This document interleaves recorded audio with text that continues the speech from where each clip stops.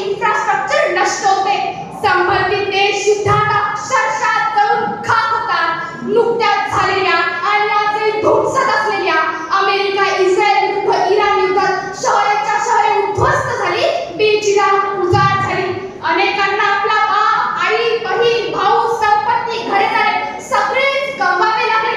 इराणमधील शाळेवर रॉकेट पाडल्याने एका क्षणात कित्येक चिमुरडी बालके अक्षरशः जळून खाक झाले. हो, अन्नाच्या कणाकणासाठी युद्ध परिस्थितीत लोकांना मोताद व्हावे लागते, तरसावे लागते. हो, माणूस आणि माणुसकी जळून खाक होते युद्धात.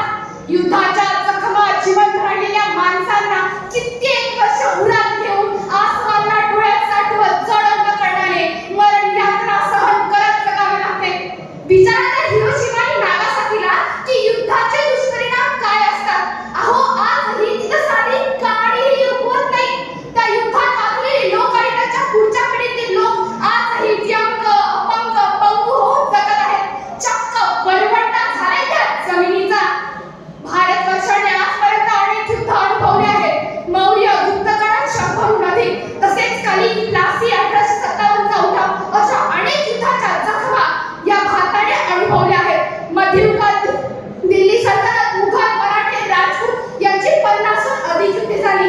तसेच कलिंग, प्लासी, 1857चा उठाव अशा अनेक युद्धाच्या जखमा अंगावर बाळगत आजचा भारत देश उभा आहे.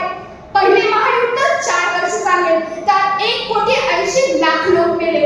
याचाच अर्थ दररोज 11,000 लोक मेले आणि सैनिक सुमारे 1 कोटी मेले.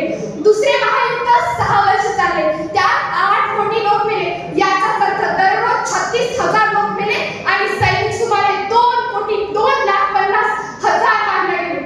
जगात तेव्हा प्रचंड प्रमाणात नरसंहार झाला होता. युद्ध हे मनुष्य जातीवरील कलंक आहे, अभिशाप आहे. युद्धाने देशाचे, जगाचे अर्थशास्त्र, समाजशास्त्र, भूगोल, इतिहास, भौगोलिक सीमा बदलतात, बिघडतात.